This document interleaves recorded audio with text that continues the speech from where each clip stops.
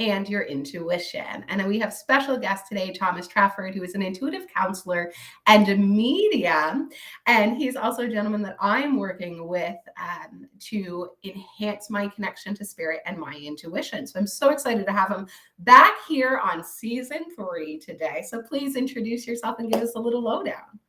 Okay, well, thank you so much, Heather. I'm so happy to be back. Yeah, so I am an intuitive counselor and a medium. I'm based in Vancouver Island, in BC, but obviously I do a lot of things with a lot of clients nationally and internationally. And I run something called the Cedarwood Sanctuary, which is a passion project of mine. It was birthed through my connection with spirit and my intuition, and we're trying to connect people with themselves through their connection with spirit. So it's perfectly named episode, and yeah, that involves everything from life coaching to grief and anxiety counseling to mediumship readings, connecting with past loved ones and family members, and then also like you're doing the one-on-one coaching in terms of connecting with spirit and owning that potential and that power that all of us carry as we walk on the earth. So it's a fun ride. Yeah. It is a fun ride. And this is something really special because this is the element of ourselves, our spirit, our energy that we're not taught about. It's not the common knowledge. And for some of us who are more spiritual or hippies or, have a holistic study, however you want to look at it, intuition, connection to spirit is like, of course, law of attraction, of course, universal laws, of course, morphogenic field, of course. And for some people, everything I just said, you're like, what? And that's exactly what we're going to talk about with you today, to truly help you understand there's more than just our physical body. And I am not Heather. I am not my name. I am not my body. There's actually something deeper than that. We're going to dive into what that is today. And what is that morphogenic field? That's something bigger than us that we're connected to, and how to truly unpack ourselves and get rid of the rocks and pick up the rockets, like rebuild ourselves with the things that thrive with us and have us thrive in life, not the things that weigh us down. So Thomas, I'm so excited for all your tips and tricks today. So please take it away with your first tip. Oh, absolutely. Thank you. That was very well said. And I think I'm going to take that rocket thing and use it myself, the rocks for rockets. Absolutely. Yeah, it's interesting. Like you were saying, there's so many different modalities and belief structures, and they all sort of center around one thing. I like to sort of distill what I've learned down as basic as we can go. So it's perfect for the tips and tricks that are needed.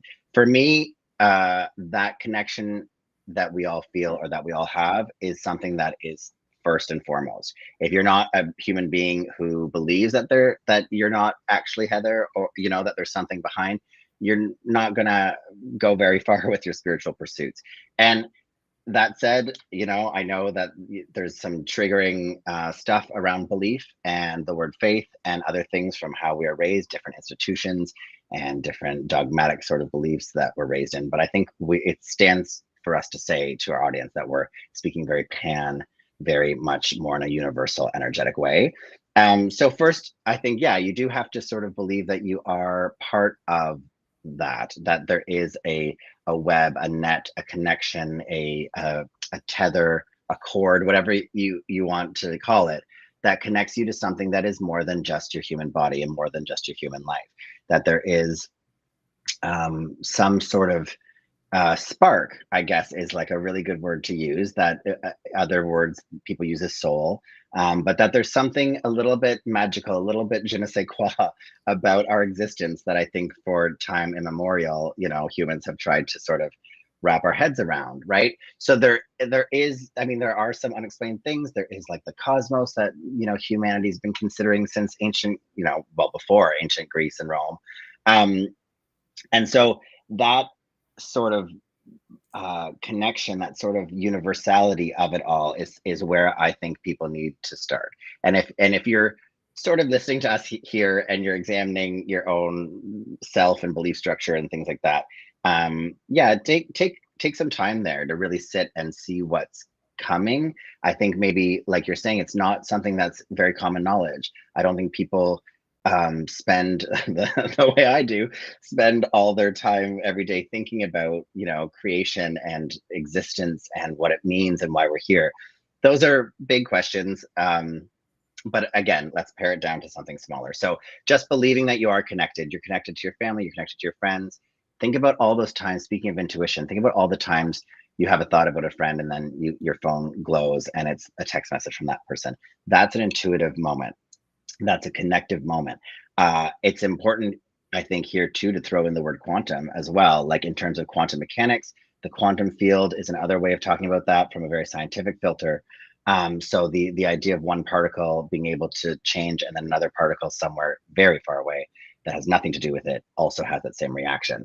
So if you think about that on a larger scale, both physical and non-physical, think about how, you know, how connected we all have to be. We are all made of millions of particles. We are all made, everything we touch and you know, interact with is like that. So once you start to sort of give yourself over to that feeling of being connected to people, places on earth that are very sentimental to you because of experiences you've had, relationships, animals, think about how we treat our pets, those connections, like what is that, right? What is love? What is that sort of feeling that draws you to someone? So that's where I think we need to start, is just believing that we are part of that soup. I also like to use that word, the soup of consciousness, the soup of creation, you know, um, and the allness that is outside of ourselves. That is where we have to start. Otherwise, we're not going to get very far with our own sort of ability to hear the rest of that stuff we're connected to, right? We're going to feel very isolated. We're going to feel a little bit alone.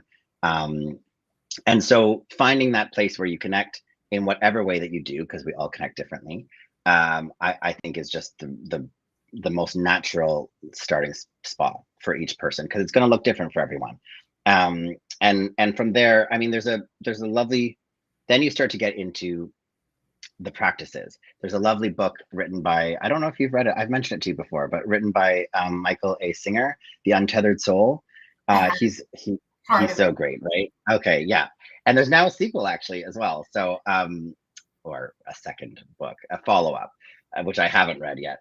But it taught me something that I think has been said by many people in different ways, but it's that idea of watching your thoughts. I think that sort of comes next, right? People who have dabbled with meditation or journaling even will do the same thing, where you're by the process of journaling, you're having to sort of see, understand, and put down your thoughts. As you sort of do that, you realize that there's like a part of you that is aware of the thought. I have to see and hold the thought to be able to write it down with my pen in my book, right? I have to, if you're meditating and, you know, they get into a place where you're thoughtless, but then suddenly it's like, what do I have to pay my phone bill next week. Where did that thought come from? I'm over here trying to have no thoughts. I don't understand how it's possible, right? So as you start to journey into your connection, once you understand that you have one with the cosmos, you realize like, oh no, it's not just me in here. There are layers to my consciousness. There are layers to myself. There are layers to my experience. Think about a knee-jerk reaction, I guess, for instance, right? Or when the doctor taps on your knee, that's so, you didn't think about that. It just happened, right? So there's things that are working inside your body, inside your consciousness, that are layered, that you don't have access to all of that. You're not running that ship consciously. There's unconscious things happening, right? Our nervous system, things like that.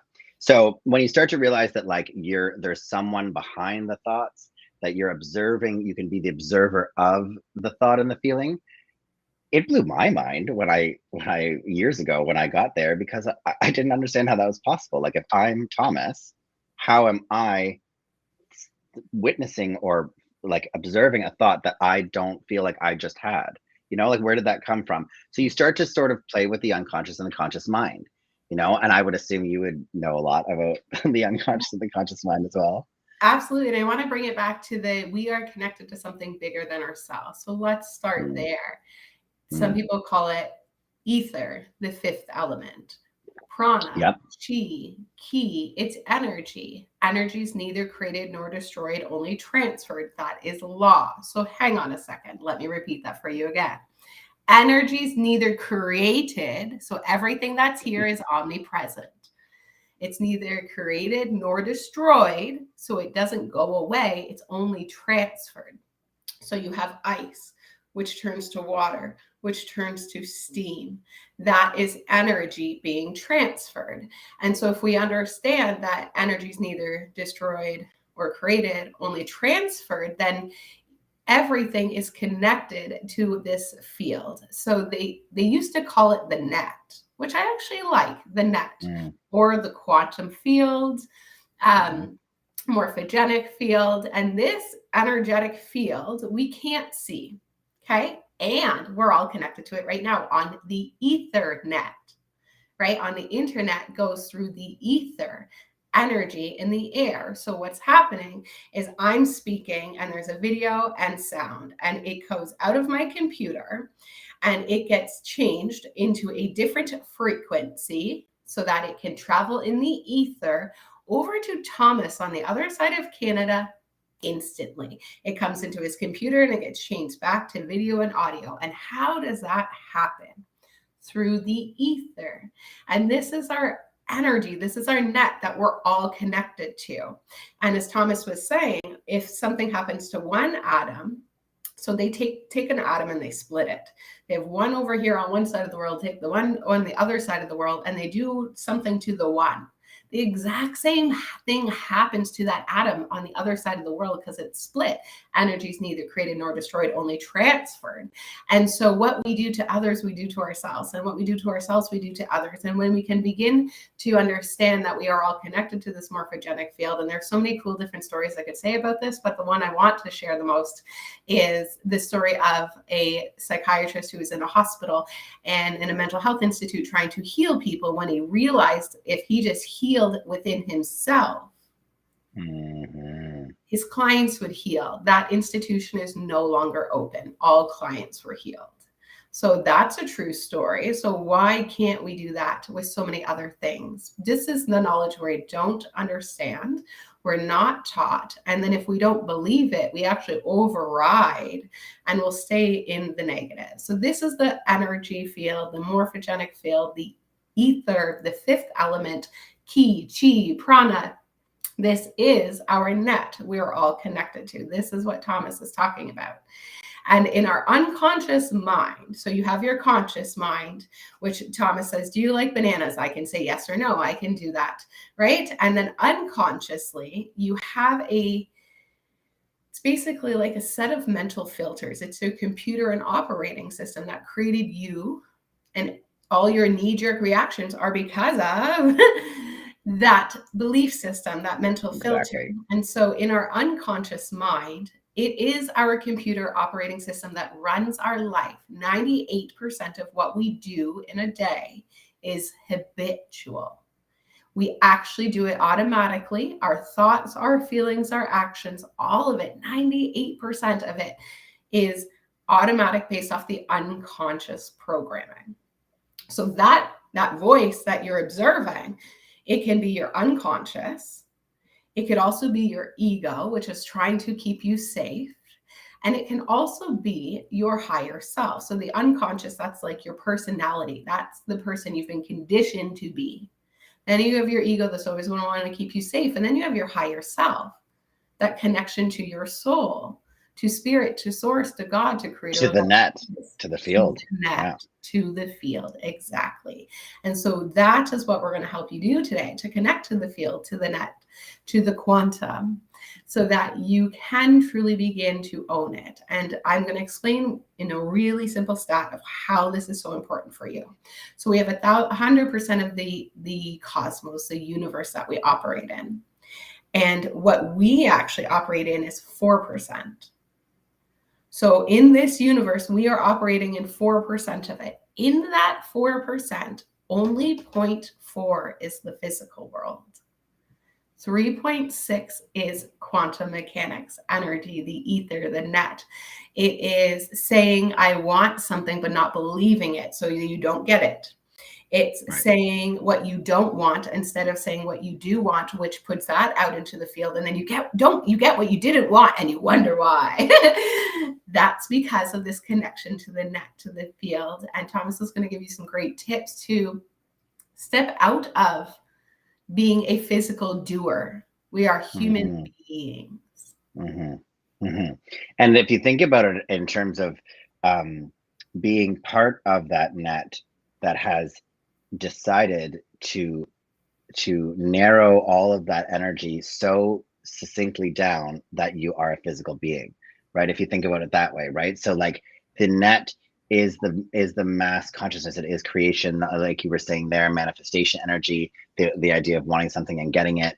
I also thought about Reiki while you were talking. Like that's the perfect example, right? Because people always say, how does it work? And it's moving energy within the field, and then therefore moving the energy in your body, and you're releasing it back into the field. And so stuff's coming and going into your physical form that is invisible to your eye, right? So that net sort of being the I don't know, it's sentient, I guess is what we need to say. Like there's master consciousness there, right? And part of ourselves being connected to it at all times and in every atom of our being is obviously then aware of it. And that is exactly like Heather's saying, what we're sort of talking about here. So, it already sounds like a lot. I think we're talking about all of existence and stuff like that. So just to add go to ahead. like help people make it simple, Semi and Curlian perfected photographing your autoerogetic body in the 1960s. So you can't see it with your physical eye, and it can be photographed because we just have to get on the right frequency to be able to access it. So some people do see, and a lot of children these days are being born remembering, and they see, and they're being born with their gifts. There's so much happening in the cosmos, in the world, in this time right now. And then for those who are spiritually connected, and I'm not saying like religion, but aware and studying like things like quantum mechanics and quantum science and advanced spiritual training, you will begin to see and understand of all of this that's happening and all that's flowing in right now. So if you're like, oh, Reiki doesn't work because they're just moving energy around, well, how do you know? Well, we can actually take a picture of that energy. So really begin to realize you don't know what you don't know. That is the best thing to ever take into your tool belt and remember all the time. You don't know what you don't know, and your mind can be blown at any turn. So why not, explore, right? That's the journey of life. That's the beauty of it. And before what you were saying about belief, I just wanted to say, like, that's how powerful you really are. I guess I want people to also remember that by virtue of being part of this connected field, you are a powerful creator in existence. So that's where when Heather, business bliss, all the other things, when we're talking about your belief structure and how your beliefs can change your life, it is because you are a very powerful creator that has decided to be embodied in a singular human form at this moment. But really, you are part of that field. And so if you are someone who believes that Reiki doesn't work, or believes that everything we're saying is hogwash, then you are a powerful enough creator that will be your truth, that will be your reality, and that is absolutely your choice.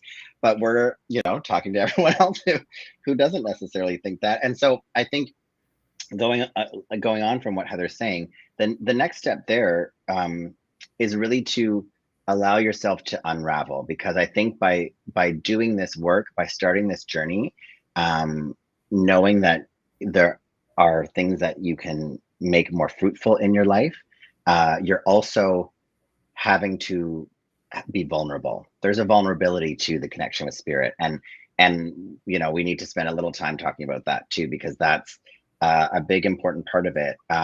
You have to sort of be able to undo and unwind yourself, unravel yourself, and then look through the pieces and see what's there, and sort of build it back up with the new knowledge that you've gained, with the new understanding that you've gained, right? So that is a big part of it. For me, I think that once you get to a place where you're comfortable with the idea of being connected to that field and observing your thoughts as a human being, when you start to see the different minds, the higher self versus the ego and the unconscious mind, you start to have awareness of those. That to me is key, because it's a place from which then you can dismantle the personality or the avatar or the human that you thought you were from a not scary place, from a non-judgmental place, from a loving, compassionate place, right?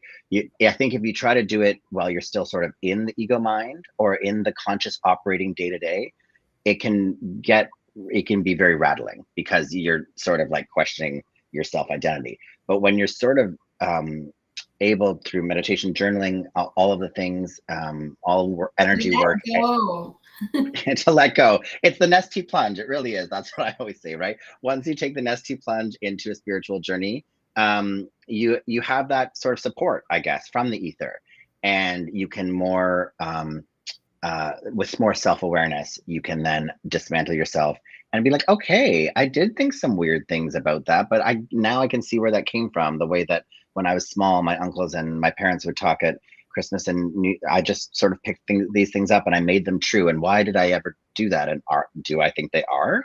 You can examine all of those things that we've talked about, limiting beliefs and narratives that we carry through our whole lives, like, I'm not a reader because my whole family of origin read more than me. So my narrative my whole life was I'm not a reader. That's not true. I've read many books. So you really start to question in a self-exploratory way. It's a loving questioning of sort of your operating style, your belief structure, your filters. That's a word I use a lot too. Like I am a cisgendered man who is a Canadian. Like those are personas those are filters that I've agreed to wear, I guess, as I journey through this life. They can be questioned, they can be changed, and they can be looked at. If really we want to get behind it all, we are this field, right? We are this field, in my opinion, experiencing itself through separation. So we separate into individuals so that I can be different than you, Heather, and we can sort of disagree or agree on this topic. And that way, since we are all ultimately the field, we are getting to know ourselves in this beautiful way, right? So that to me helps the connection. It helps with the judgment, both personally and out to the world. And so, yeah, to me, like I would then say step 3 really is meeting yourself. That you have to spend time sorting through what you've dismantled, what you've seen, questioning your beliefs. That's a big part of it. In a lot of people will call it the dark night of the soul, or there's other phrases for that. But you sort of have to go through a bit of a mucky bit where you're just kind of examining all the pieces that you thought made up who you were, and you end up with a different version of who you are after that. And I love this. And 2022 was really the year of that for me, as I'm doing regular timeline therapy sessions and literally just unpacking my unconscious mind of all the beliefs that I thought I was, right? So I first just want to say, people, we are not our behavior. Mm-hmm. So our behavior comes from our belief system. Our belief system comes from our conditioning, which means the environment we grew up in. So we are not our behavior. And when we can take the moment to do the unpacking, we can see where the behavior comes from the belief system. Then we can see where the belief system comes from. And then we don't have to identify with it. And we can be able to release it and unpack it and let it go. But you have to be willing to go on the emotional journey to release and let go, and to reframe the meanings you have given things in the past, so that you can put a new belief system in, a new operating system, a new mental filter, so that when a future situation comes your way, you don't behave the same as before. Right. Which is where we get into language like triggers and how to be self-aware enough or understand your triggers to be able to overcome them, right? I think, and that's what I mean about meeting yourself. Like there has to be honesty there, very basic, intrinsic, true honesty. And that's the other thing we should mention about the net or the field or the ether, is like you can't get anything past it because it is existence. It knows all the answers, right? So you have to be willing to sort of like look at yourself and figure that out, and do it in a kind way.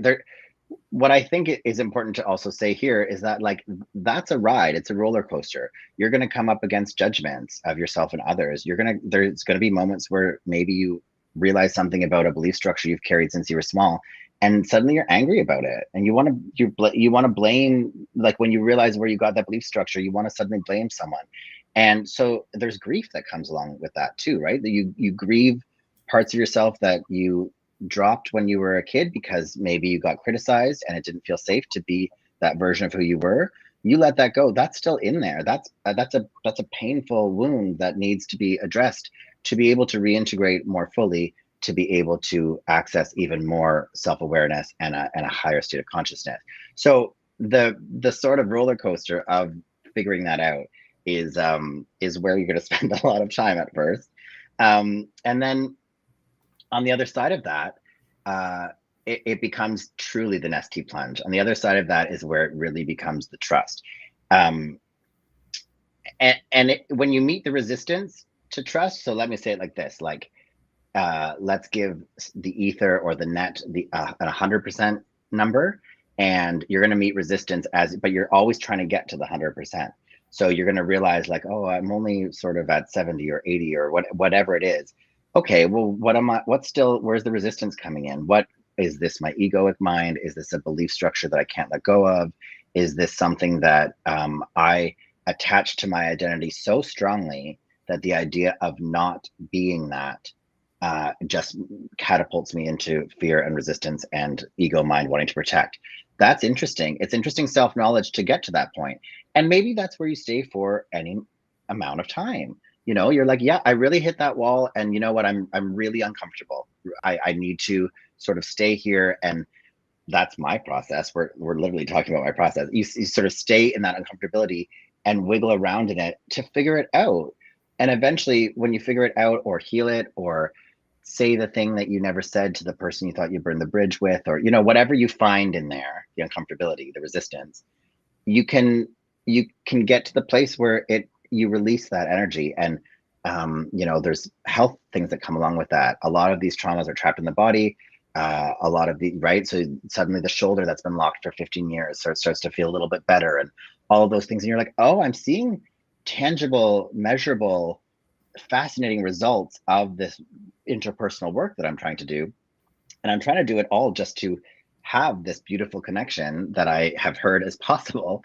And as you do that and meet that resistance and move it away, suddenly you have a new vista ahead of you, and there's so much more to explore, and there's a new sort of like room or hallway of self-discovery, which is it's a lovely part of it. So that's where the trust in the process really comes in. And I just want to say that it is a process that you will feel on some level you are doing with yourself. But I am here to tell you, folks, that you are doing it with your guides, with your ancestors, with your past life selves, with your higher self, with your guardian angels. You are so many more beings than you think that you are, and they're all invested in you and your health and happiness. So you're going to start, that's where the intuition starts to take over. When you get past that noise, that's what I call it, sort of like the noise of the egoic mind. As you clear that, what's left is that's the room in which you hear spirit. That's the room in which you hear your intuition, because you've gotten past that thing that you realize you've put in your own way. And you suddenly are reaching for the phone right when that friend you were thinking of calls, and suddenly you are turning left when you thought you were going to turn right, but the parking spot was right there and you have no idea how that.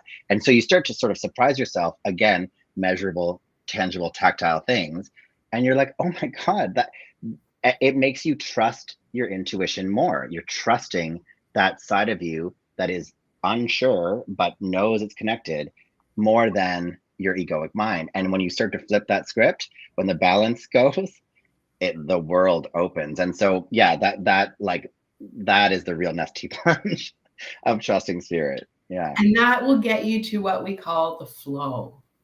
And this is why I created one of my first exercises for manifesting. I created for my clients was called Bliss Bunny. And the first day was just to observe your thoughts, to understand you are an observer. So if I stop talking, there's stuff happening in there. Did you observe it? Or did you jump in the pool and dance around with it and start giving awareness to those thoughts? But we don't have to get involved. So the first is just to observe, not get involved. And then the second is to take a tally. How many of those were positive? How many of those were negative? And how many of those were in alignment with the person you want to be and the life you want to create? Because if we understand that we do everything habitual and we are running on our habitual operating system, I can take last year and put it on top of this year and it will be the same. Unless you change the thinking and you do this inner work. And so once you observe, then you can tally, and that will tell you where your results will be on the positive or the negative side of the pole. And then we actually have to observe and reframe. So and then there's a later layer of like unpacking. Where did that come from? Why did it trigger me? What would I prefer to think? What's the belief that came from? I'm going to choose now to believe this. Now, of course, you can do timeline therapy sessions with me, but you can also use something like auto-suggestion, a spaced repetition of an idea or thought over time. So if you used to think money doesn't grow on trees, it's so hard to earn money. Now you can think, well, money is everything, everywhere. Everything is omnipresent. Money flows to me freely, easily, and effortlessly. I'm so lucky. And when we start to shift, if we understand we're connected to that morphogenic field, every single thought has a thought impulse. So 17 to 70 seconds, that thought is an impulse going into the net, which acts like a magnet to attract back to you more of what you desire. That's why Thomas is saying all of a sudden, you said you turned left, but they said the parking spot was on the right, but there it was perfectly on the left. How? Because you said, I want the perfect parking spot. And you were directed the information to find it.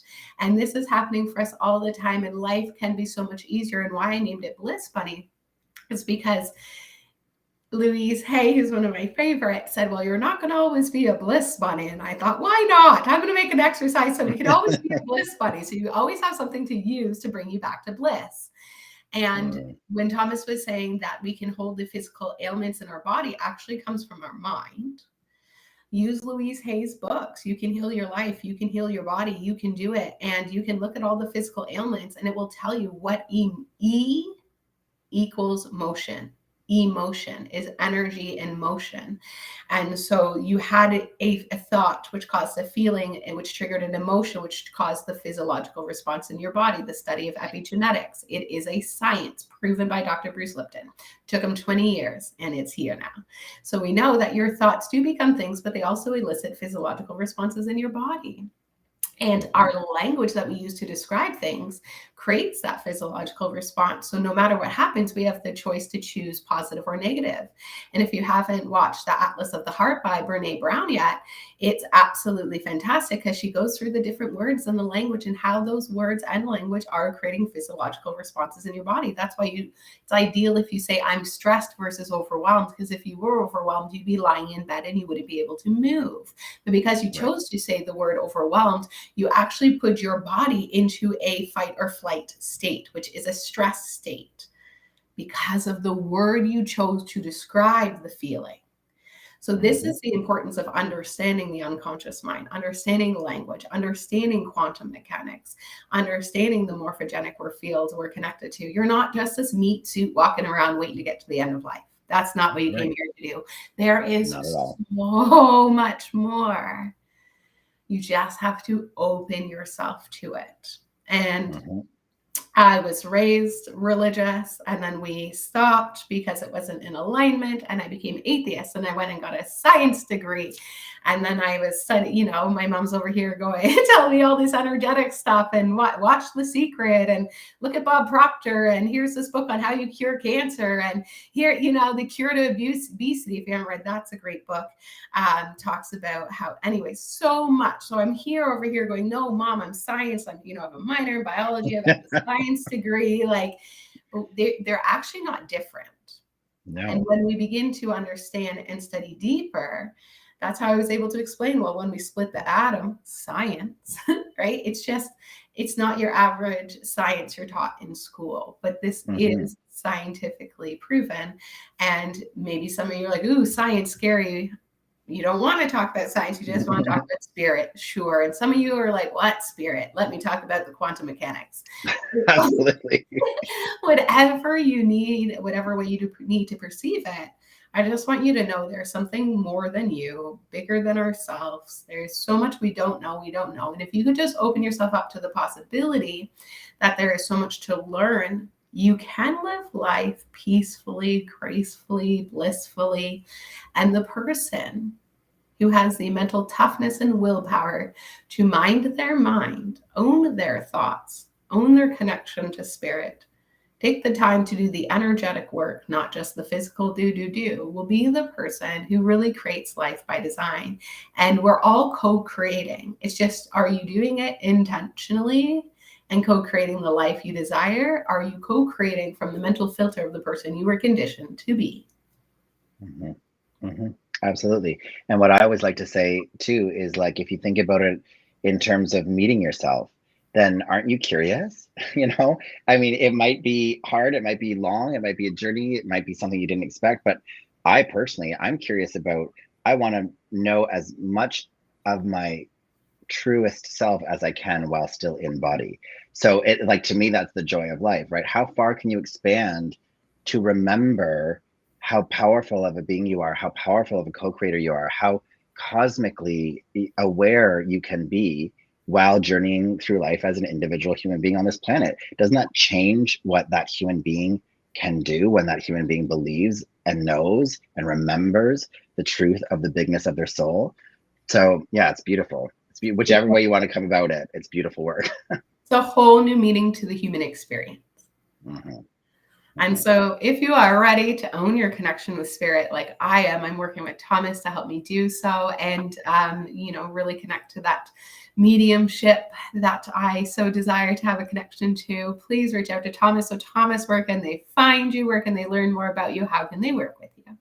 Absolutely. So I'm on Instagram under the Cedarwood Sanctuary, and you can find me there and message me there.